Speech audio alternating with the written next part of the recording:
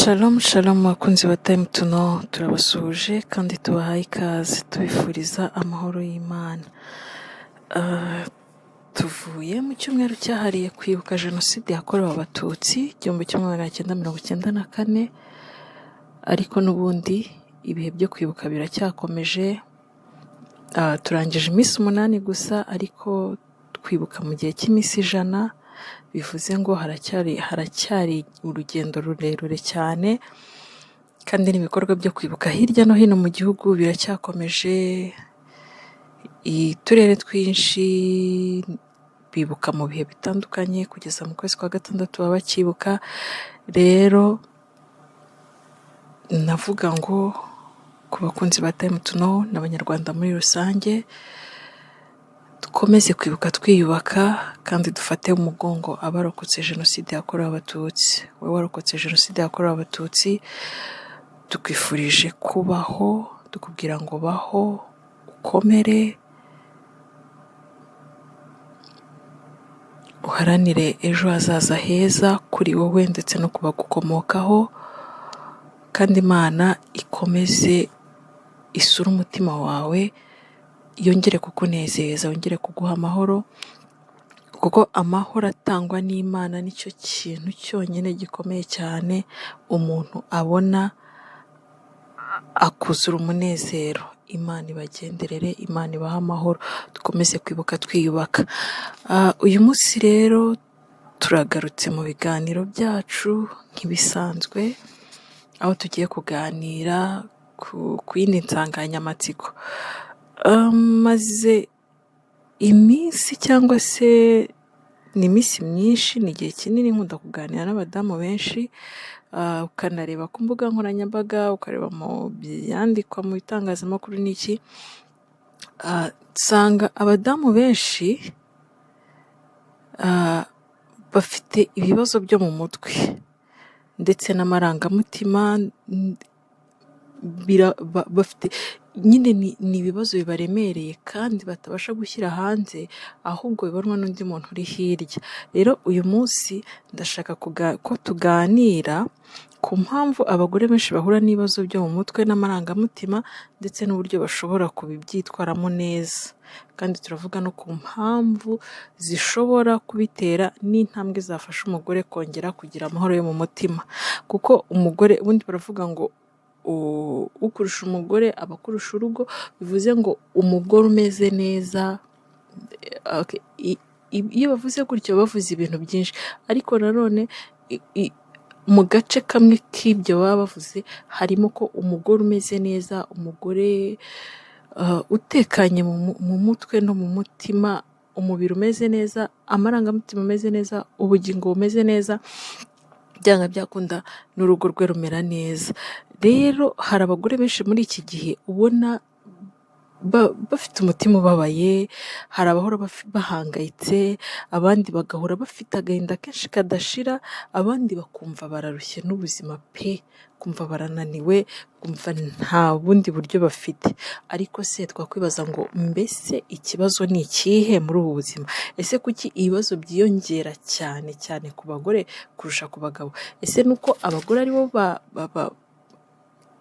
basohora bigaragara cyane kurusha abagabo, cyangwa n'abagabo nabo niko bimeze ariko bo ntibigaragara cyane? Ariko uyu munsi ntabwo nje kuvuga kuri bombi, ahubwo nje kwiganira n'abadamu cyane cyane.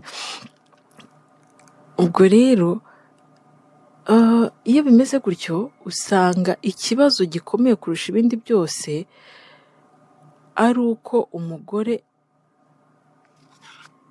cyangwa se ikibazo twakwibaza cyangwa twarebaho kurusha ibindi byose muri ibi byose nari mvuze tugiye kuganiraho, ni iki umugore yabasha gukora kugira ngo ahangane n'ibibazo byo mu mutwe. Ku nsanganyamatsiko, ku butumwa bwatanzwe ku munsi w'abagore, harimo bwari burebure cyane, ariko icyari kirimo cyane cyaravuga ngo uko mwita ku bandi namwe mwiteho cyane cyane ku buzima bwanyu bwo mu mutwe. Rero hano twakwibaza mu kiganiro cyacu, insanganyamatsiko tugiye kuganiraho cyane ni insanganyamatsiko cyangwa se ikibazo tugiye kurebaho cyane ni ikibazo cyavuga ngo ese umugore yakora iki kugira ngo abashe guhangana n'ibibazo byo mu mutwe. Rero nawe unteze amatwi, niba wumva urushye, amarangamutima yawe arushye, umutima wawe unaniwe, cyangwa se ukaba ufite n'undi muntu uzi nawe ufite ibibazo nk'ibyo ngibyo, ngwino hano tubane muri iki kiganiro, untege amatwi kugeza ku musozo wacyo. Ushobora gukuramo icyagufasha cyangwa cyafasha mugenzi wawe. Ntihagire ikigufasha ugisangize mugenzi wawe. Twibutsa kandi abantu mudukurikira mutarakora subscribe, turabinginze musubscribinge, muduhe comment, musharinge n'ibiganiro byacu kugira ngo bigere ku bantu benshi kandi babashe kugira icyo bakuramo, kuko tuvuga ku ngingo zubaka cyane. Hanyuma rero ingingo ya mbere ihari ku kintu umugore yabasha gukora kugira ngo ahangane n'ibibazo byo mu mutwe, icya mbere ni ukwemera ko afite ikibazo. Uzi ko abantu benshi cyane babaho ariko nyine bya bindi twigishijwe guhisha mu nda, gushinjagira ushira, ntawe uvuga ibibazo bye, ntawe uvuga ibibazo byo mu rugo, umuntu akabaho yihishira kugira ngo nyine hatagira umucishamo ijisho, cyangwa batavuga ko ari umugore umwasama, cyangwa batagira ngo iki, noneho bikarangira abaye yirengagije akabaho nkaho nta kibazo afite, ariko mu by'ukuri nyamara hari ikibazo. Ikintu cya mbere rero, wowe bitewe n'uko wiyumva, wowe uteze amatwi, bitewe n'uko ubona ibyo uhura nabyo, icya mbere ni uko ukwiye kubanza kwemera ko ufite ikibazo kandi kirahari koko. Ikintu cya mbere ukwiye gukora ni ukwemera ko ufite ikibazo. Hari igihe abantu bababara, hari igihe ushobora kubabara pe, ariko ukihagararaho, ukagira mu bantu ugaseka, ukagira gute, ariko muri wowe ubizi neza ko ubabaye, yewe rimwe na rimwe ukajya wiherera ukarira. Iyo rero hari igihe wicara ukumva urarize, hari igihe wicara ukumva rwose hari ibyo wiyanze kuri wowe, bivuze ko ufite ikibazo.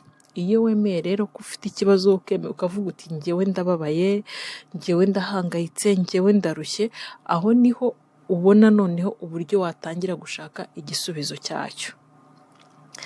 Ingingo ya kabiri iravuga ngo ni ukwirinda kwikorera ibintu byose wenyine, cyangwa kubyikoreza, kubyishyira ku mutwe. Kwikorera ntabwo ari gukora ibintu n'amaboko gusa, ahubwo no kubyishyira ku mutwe. Hari igihe twumva ko nyine kuba umugore w'intwari, kuba umugore w'umunyembaraga, ari uko ibintu byose wabyikoreye, wabishyize ku mutwe wawe. Nibyo, ni inshingano zawe kwita ku bana bawe, kwita ku rugo rwawe, kwita ku kazi ukora ka buri munsi, kwita no ku nshuti z'umuryango ndetse n'umuryango muri rusange wagutse. Ariko hari ikibazo kimwe kiba gihari, turabikora gutyo, cyangwa se nawe unteze amatwi urabikora gutyo, ariko ukibagirwa kwiyitaho, ukishakira nawe, ntujye wibonera umwanya wawe na rimwe. Ngaho reka nguhe urugero rworoshye. Mu gitondo iyo ubyutse, ubyuka uhita utekereza uti abana barangije kwitegura, abana reka mbategure bajye ku ishuri, umutware wanjye aragenda ari iki, umutware aragenda yambaye iki, uyu munsi saa sita bararya iki, uyu munsi biragenda gute, nimugoroba ukajya mu kazi ukirirwa gutyo, nimugoroba ugataha ureba nibiki, ukajya kuryama. Ntiwigeze ufata igihe na kimwe cyo kwitekerezaho ubwawe, witekerejeho gusa ko rimwe na rimwe ntunazi n'icyo uri bwambara, ubatuye nyine biri aho ngaho, upfa kuba uzi ko biba bijyanye, ugahita uvuga ati reka nambare n'uyu, ariko nta teme ugiraho kwitekerezaho, nta mwanya ugiraho kugaburira amarangamutima yawe. Apana umubiri gusa, n'umubiri birakenewe kuwugaburira, ariko amarangamutima yawe kwitaho rero ntabwo ari kwikunda nabi cyangwa se kwikubira, ahubwo ni ukumenya ko nawe ufite agaciro. Ufata igihe nawe wiha agaciro kawe muri wowe, wumve wikunze. Wowe mugore icara wibaza uti ese ubundi muri ubu buzima bwose nyuramo mbasha nduhuka bihagije. Ese mfata umwanya wanjye nkiyitaho neza muri uko kuruhuka kwanjye, mfatamo umwanya nkiyitaho neza, amarangamutima yanjye nkayagaburira, ubugingo bwanjye nkamenya ko bumeze neza, umubiri wanjye nawo nkabasha kuwitaho, cyangwa mba mpubagurika nsimbagurika ndaho ngaho gusa. Ubwongere wibaza uti ese ubundi ubuzima bwanjye bufite umwanya w'ibintu binshimisha, cyangwa se bya bintu numva binezeza njya mbibonera umwanya? Niba ukunda gukora siporo, ese muri wowe hari ibintu tuba dufite dukunda ariko twiyima kubera inshingano zose twihaye, ibyo bintu tukabyima pe. Hari ibyo ushobora kuba ukunda ariko bishobora kwangiza igice kimwe cy'umuryango wawe. Ni urugero nk'abakunda kujya muri buwate, ntabwo wajya muri buwate ngo uraremo, ntuzi uko abana bawe baraye, uravayo unaniwe ugire gute. Icyo gihe ntabwo ibyo byo, niba unabikunda ariko ugerageza kubigabanya cyangwa se kubireka burundu. Ariko hari ibindi tuba dukunda ariko tutabonera umwanya. Ushobora kuba ukunda gukora siporo ariko ukabura umwanya wayo. Ushobora kuba ukunda kuryama, kuruhuka, gusinzira ariko umwanya wabyo ukabibura. Ushobora kuba ukunda kureba akamuvi ariko ukamara n'icyumweru utakareba. Ese ubuzima bwawe ujya ububonera umwanya uhagije, cyangwa se ujya ubona umwanya wo gukora ikintu nawe wishimira kikunezeza? Icyo nacyo kikaba ikindi kibazo ukwiye kwibaza nkawe nk'umugore. Ingingo ya gatatu, ingingo ya mbere twavuze ko ari ukwemera ko ufite ikibazo.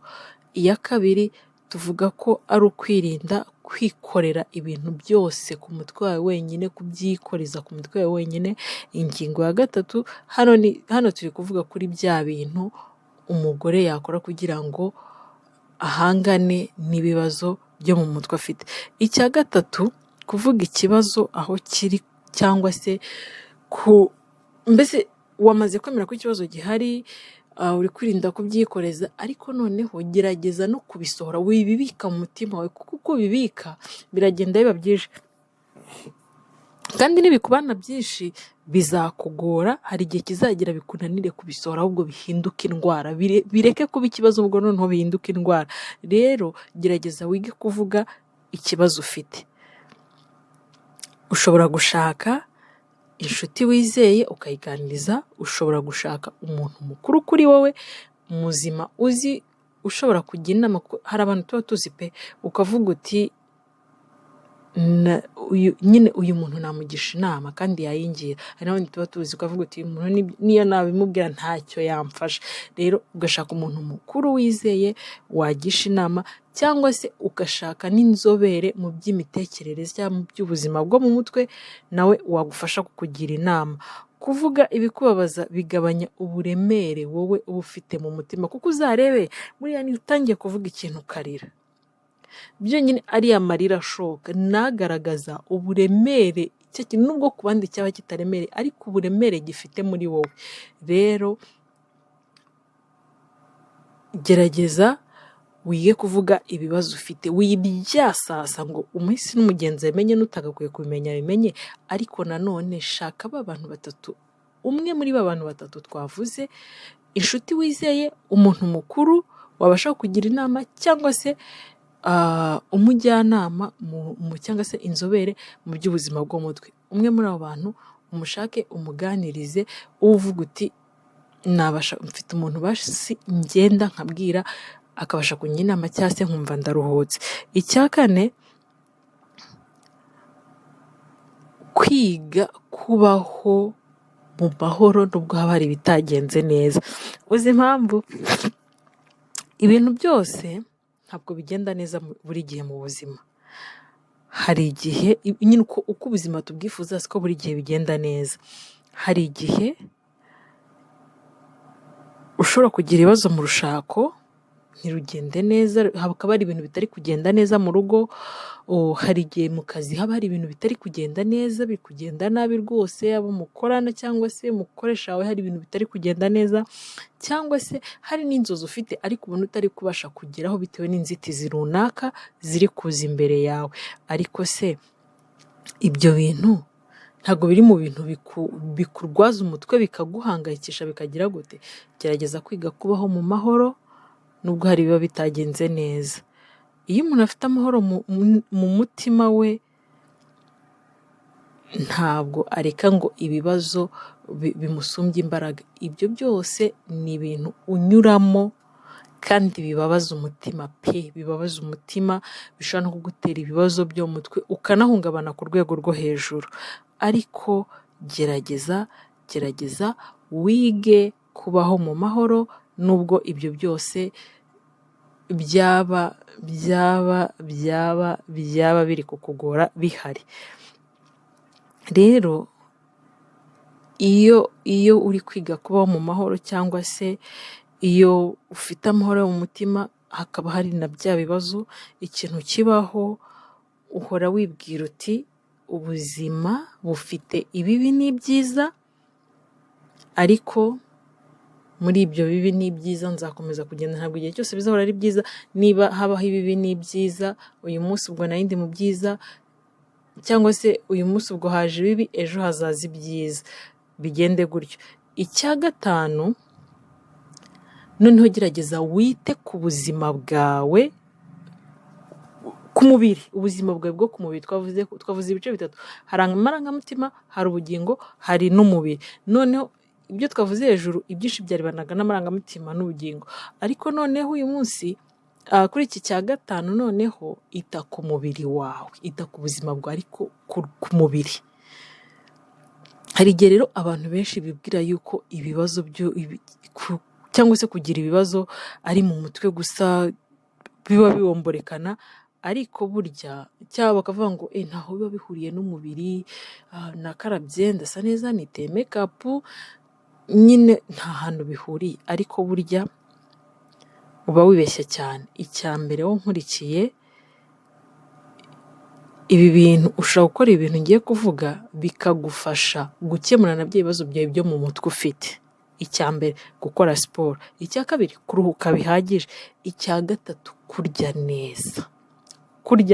Apana kurya mu kavuyo, apana kurya bya biryo bishayininga, bya bindi bisipakaringa cyangwa se bishayininga, amafiriti, inyama, ibintu nk'ibyo. Kurya neza ni ikintu. Kurya ibiryo birimo intungamubiri zose, cyangwa se no kugenda muri environoma nziza, mu kirere cyiza, ukajya ahantu hatuje, hari akayaga keza, hahuha, ahantu ureba ibintu ukabona uranezerewe, ureba n'ibintu hanze ukumva uranezerewe. Niyo wajya mu muhanda ukabona imodoka ziri kugenda, ukuntu abantu bagenda bihuta, nabyo ukumva hari akantu bikoze ku mutwe wawe.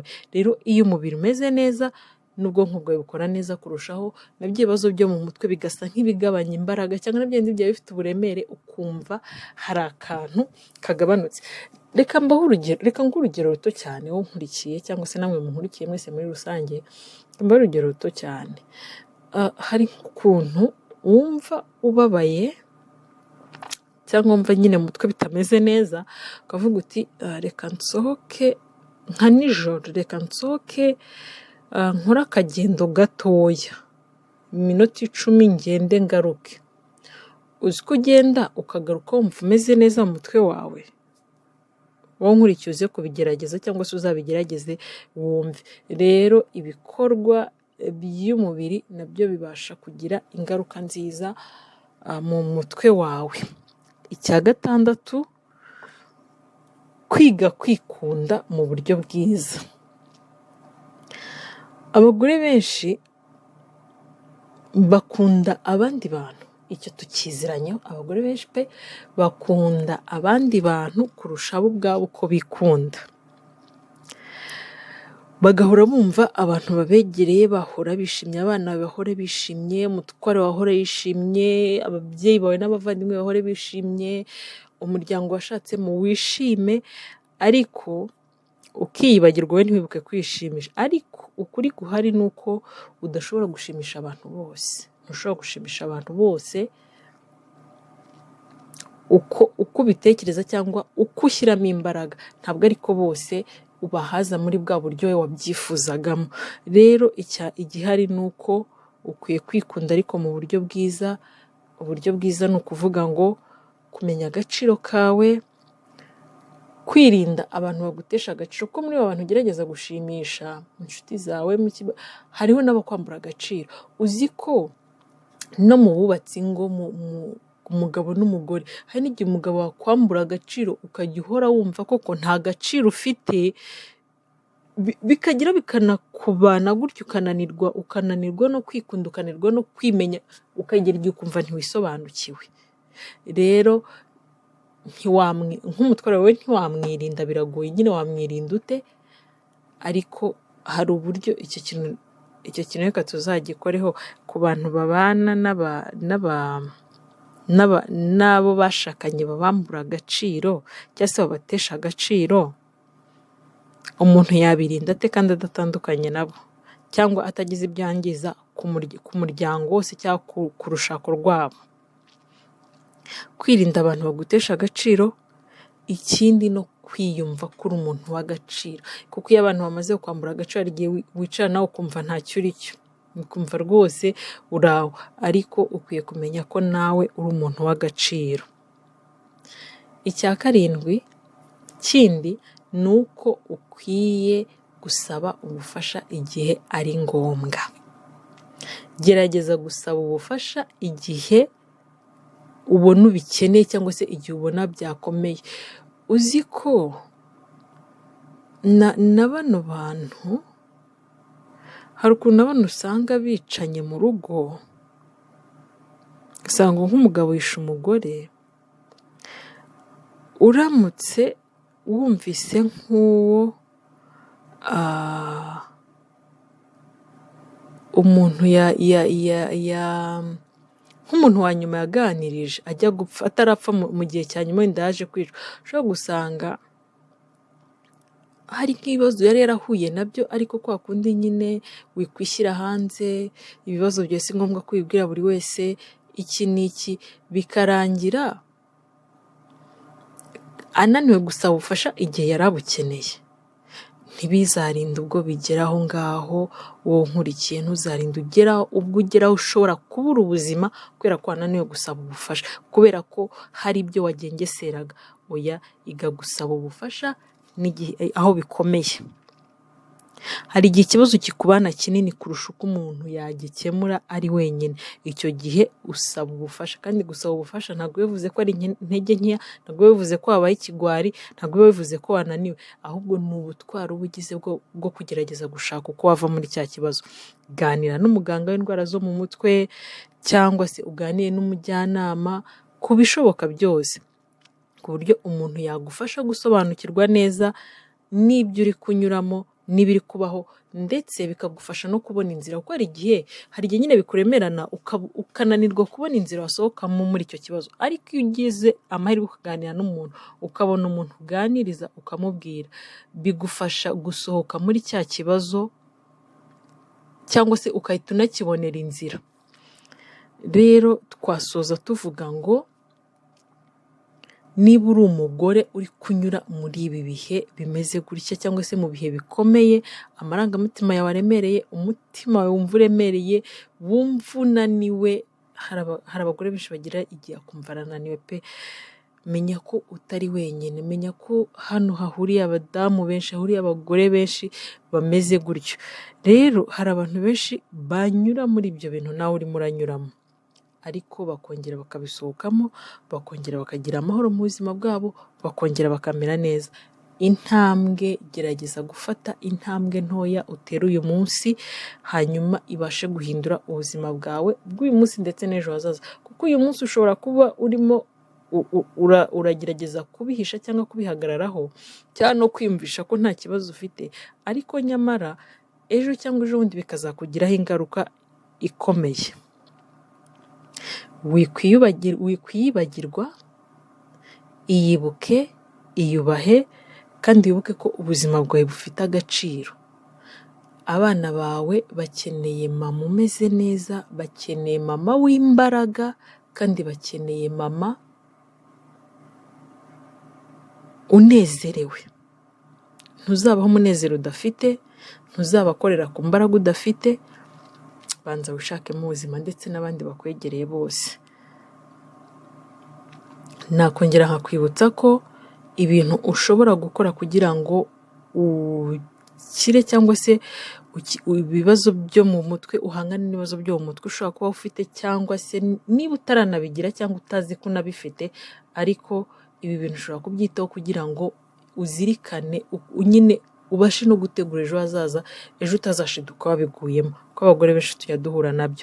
Icya mbere ni ukwemera ko ufite ikibazo cyangwa se ukemera ko ikibazo gihari kugira ngo ubashe kugikemura. Icya kabiri, kwirinda kwikorera ibintu ku mutwe wawe wenyine, kubyishyiraho nyine ukumva ko ibintu byose ugomba kubitera ku mutwe wawe, ibyo byirinde. Icya gatatu, kugerageza gusohora ibibazo ufite kuruta kuba wabiherana mu mutima wawe. Gerageza ubisohore, ko iyo ubisohoye bibasha kugukiza. Icya kane, kwiga kubaho mu mahoro nubwo hari ibitari kugenda neza. Kwiga kubaho mu mahoro nubwo hari ibitari kugenda neza. Icya gatanu, gerageza kwita ku mubiri wawe, ku buzima bw'umubiri wawe, apana mu mutwe no mu marangamutima, oya, noneho ku mubiri wawe. Icya gatandatu, kwiga kwikunda ariko mu buryo bwiza, atari ukwikubira, atari ukwiyemera, ahubwo kwiga kwikunda mu buryo bwiza bigufasha gukomeza kumera neza. Icya karindwi nacyo cya nyuma, gusaba ubufasha igihe byakomeye cyangwa se igihe ibibazo noneho ubona birimo biragenda bikubana byinshi, wibiceceka, ahubwo gerageza gusaba ubufasha. Mwakoze kubana natwe, ibiganiro byacu nakagaruka hano kuri Time to Know. Gumana natwe hano, dusubire ubutaha. Ndabakunda cyane. Shalom shalom.